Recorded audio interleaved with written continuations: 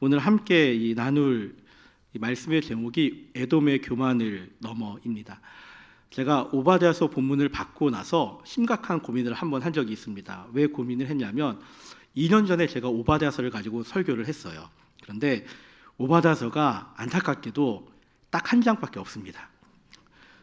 그래서 전에 했던 설교본을 막 찾아봤더니 제가 1장을 다 한 거예요.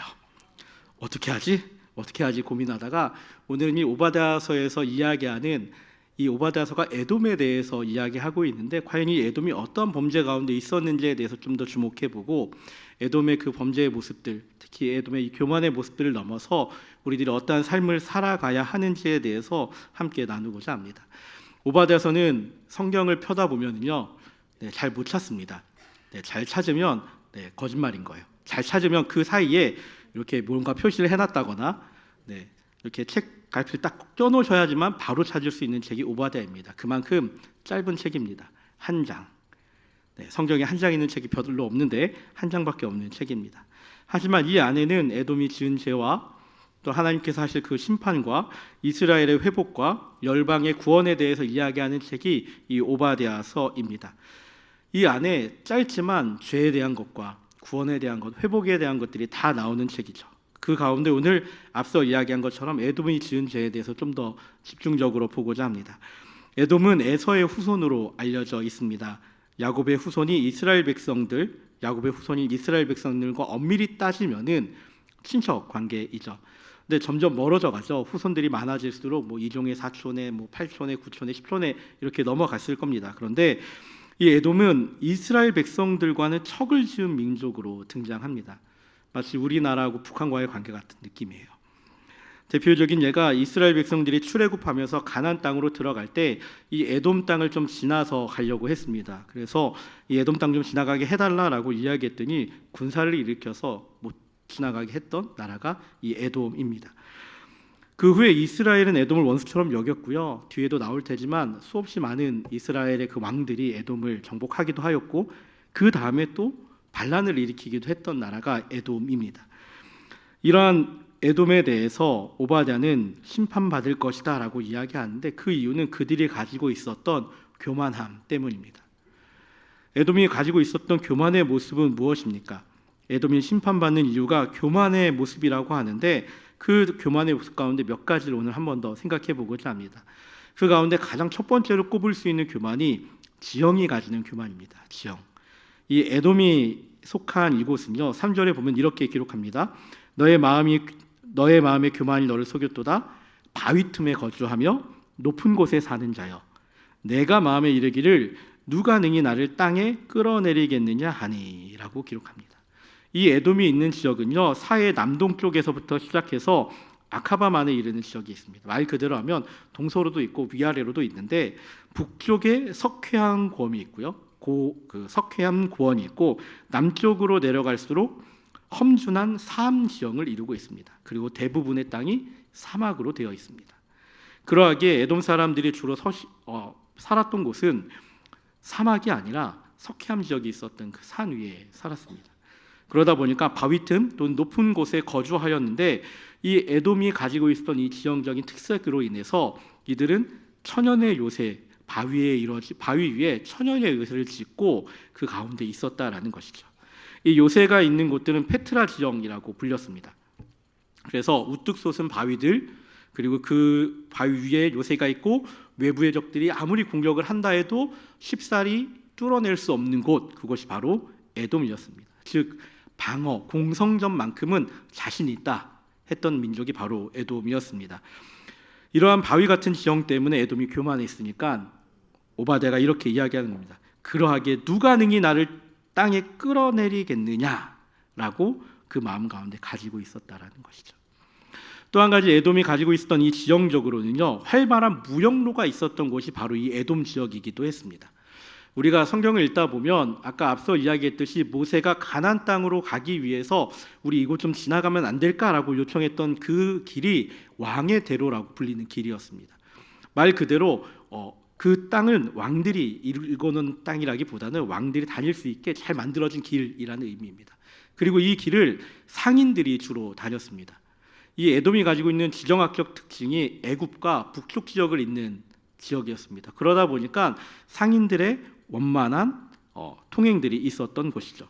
그래서 이 길을 막아버리면은 무역적으로도 문제가 생겼습니다.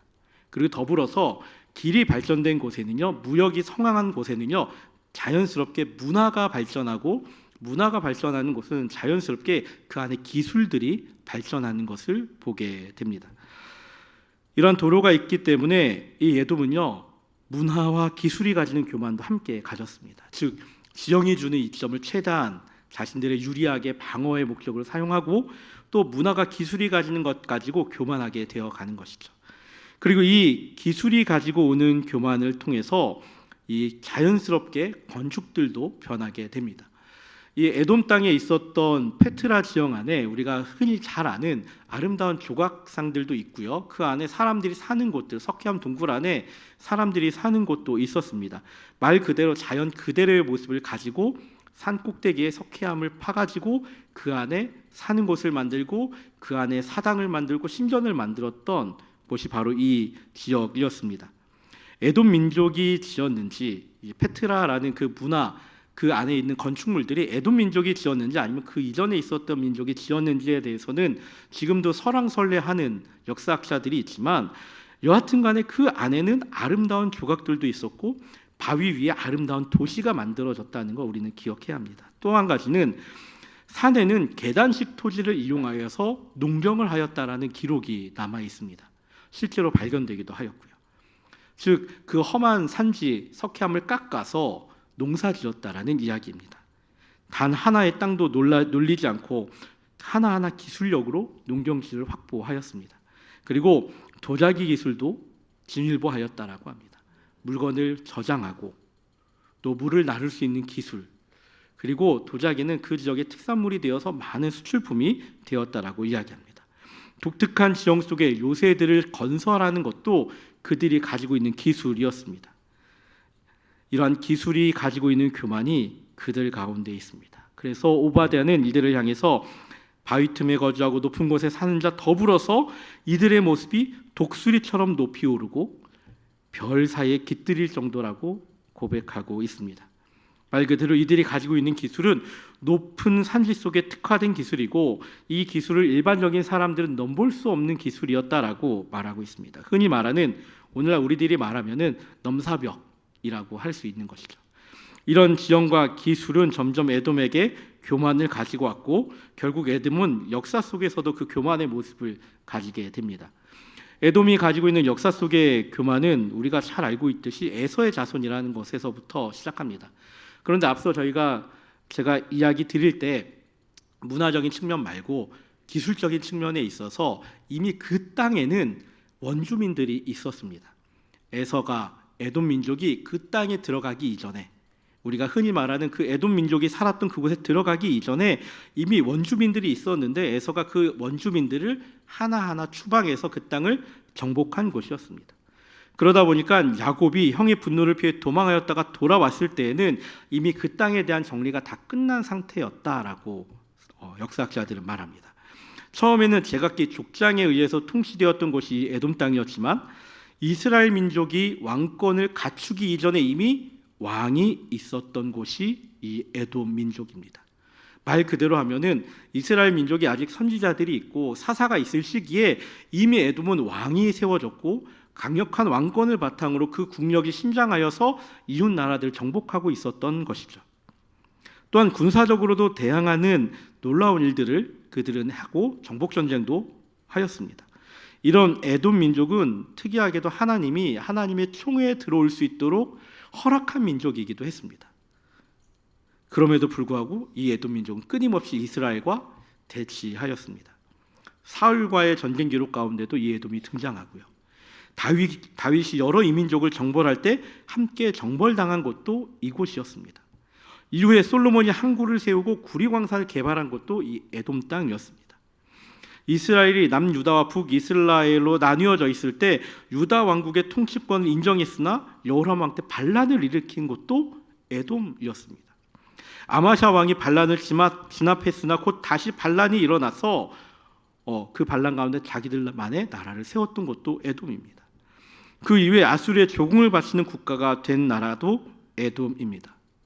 이후에 유다 왕국과 끊임없이 전쟁을 벌이다가 유다 왕국이 바벨론에 멸망당한 후 종결되었을 때 그 옆에 있었던 나라도 에돔입니다.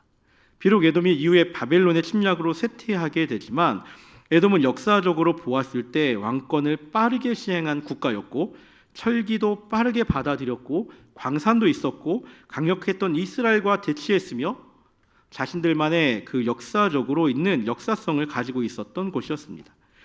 이러한 일들이 가지고 있는 역사적 교만에 대해서 오바댜는 이렇게 될 것이라고 이야기합니다. 너희들이 가지고 있던 것 모두 다 도둑질 당할 것이다. 오랜 역사가 있었던 나라일수록 그들이 가지고 있었던 문화도 있고 그들이 축적한 부도 있을 것입니다. 그런데 오바댜는 이렇게 얘기하는 것이죠. 하나도 남기지 않고 다 도둑질할 것이다. 도둑질 당할 것이다. 너희들이 꼭꼭 숨겨놓은 보물, 그 산 속에 역사 속에서 있었던 수없이 많은 아름다운 물건들도 있을 것이고 너희들의 문화 가운데 있는 그 아름다운 보물들도 있을 것인데 그 감춘 보물들조차도 다 빼앗길 것이다 라고 예언하고 있습니다. 역사적으로 부를 축적하고 발전을 이룬 나라, 역사적인 가치가 있는 나라이지만 그건 역시 결국 다른 침략자들에게 모두 다 빼앗길 것이다 라고 말하고 있습니다. 에돔이 지형적으로 가지고 있는 것들, 또 기술적으로 가지고 있었던 것들, 역사적으로 가지고 있었던 그 교만들이 어디에서 나왔느냐? 오늘 본문 3절에 이렇게 기록합니다. 너의 마음의 교만이 너를 속였도다. 에돔이 이러한 마음을 가지고 있는 것은 그 마음에 교만이 있었는데 그 교만의 마음이 에돔이 죄를 짓도록 계속 속이고 있었다라는 것입니다. 교만이 교만을 낳고 교만이 교만을 낳고 있습니다. 에돔이 가지고 있었던 교만은 자신들에 대해서 기만하게 하는 교만이었습니다. 하나님을 떠나서 살아가고 마음에 나오는 소리를 하나님을 떠나서 자신의 마음에 나오는 소리를 듣고 그 소리 가운데 기고만장해서 자신들이 높아지는 것에 대해서 이야기하고 있습니다. 이 말씀을 보면서 우리 스스로를 한 번 더 돌아보게 됩니다. 과연 나는 에돔이 가지고 있었던 그 교만의 모습, 나의 마음 가운데서 교만이 나를 속이고 있지는 않은지 돌아보게 됩니다. 이만하면 잘하고 있는 거다. 나를 넘어서는 것은 없을 것이다. 이러한 교만의 마음들이 나로 하여금 결국은 우리들을 멸망의 길로 이끌어가게 됩니다. 에돔의 교만은 그들을 심판으로 이끌었고 에돔의 교만은 우리들에게 이 교만의 모습 때문에 넘어지는 모습을 봄을 통하여서 과연 우리들이 어떠한 삶을 살아야 하는지 한 번 더 고민하게 합니다. 그렇다면 우리가 에돔의 교만을 넘어서는 것은 어떻게 해야 합니까? 너의 마음의 교만이 너를 속였도다라고 했다면 반대로 나의 마음이 하나님 앞에 온전하게 서게 될 때 우리들은 이것을 이겨나갈 수 있습니다. 그리고 나의 마음이 온전하게 서는 것, 나의 마음이 하나님을 강하게 하고 나의 마음이 하나님이 강하시다라는 것을 고백하는 것, 그것은 우리들이 이야기할 때 겸손이라고 말할 수 있습니다. 우리는 겸손에 대해서 이야기할 때 낮아지는 것에 대해서 많이들 이야기합니다. 뭐 제가 이런 거 할 수 있겠습니까? 라고 이야기하는 게 겸손한 모습이 됩니다라고 말하는 일들도 있습니다. 하지만 그리스도인에게 있어서 겸손은요, 낮은 척하기 위한 것이 아닙니다. 그리스도인에게 있어서 겸손은요, 우선되는 것을 내려놓고 하나님이 우선되는 삶을 살아가는 것이 겸손입니다. 그리스도인에게 겸손은요, 내가 높아지고 내가 강해지는 것이 아니라 하나님이 높아지고 하나님을 강하게 하는 것이 바로 그리스도인의 겸손입니다. 에돔의 교만은 자신이 우선되는 삶이었습니다. 그러하게 자신들이 가지고 있는 것에 대해서 자신만만하였습니다. 하지만 하나님이 원하는 것, 에돔의 교만을 넘어서는 것은 하나님 앞에 겸손함으로 나아가는 것입니다. 삶의 겸손을 드러내는 것입니다. 내가 우선되는 것이 아니라 하나님이 우선되는 삶을 살아가는 것입니다. 에돔의 삶의 모습은 어느 순간 하나님이 아니라 자신이 우선되는 삶을 살아가고 교만의 모습을 보였습니다. 하나님이 주어진 것들, 하나님이 창조함으로 주어진 것들도 자신들이 이루었다고 하는 교만의 모습을 보였습니다. 우리들도 그렇지 않습니까? 하나님이 주신 것인데 어느 순간 내가 잘해서 얻은 것이다라고 생각하고 있지는 않습니까? 내가 스스로 이루었다라고 하는 일들도 많지 않습니까? 내 손으로 만든 부, 내가 쌓은 권력, 내가 만든 네트워크, 내가 해낸 어느 순간 하나님이 하신 것은 사라지고 내가 한 것이 우선되어져 버리진 않습니까?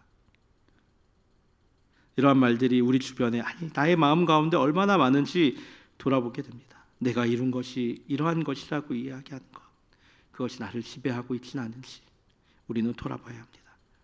그래 우리는 이렇게 고백할 수 있어야 됩니다. 내가 한 것이 아닙니다. 하나님이 하신 일입니다. 나의 힘으로 한 것이 아닙니다. 하나님의 힘이 하나님의 능력으로 이루신 것입니다. 고백할 수 있어야 합니다.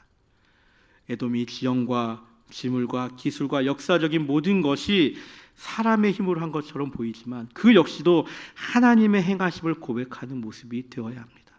그것이 바로 겸손의 모습입니다.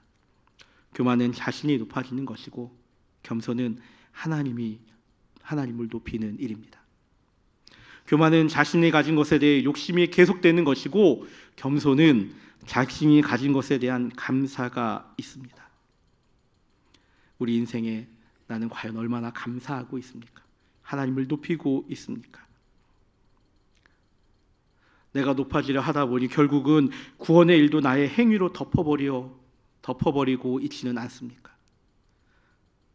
내가 구원받은 것 하나님이 행하신 일인데 하나님이 나에게 선물로 주시는 것인데 내가 낮아지고 하나님을 높이는 일인데 그 구원의 일이 나의 행위로 덮여지고 나의 행위의 모습으로 점철되어져 버리진 않습니까?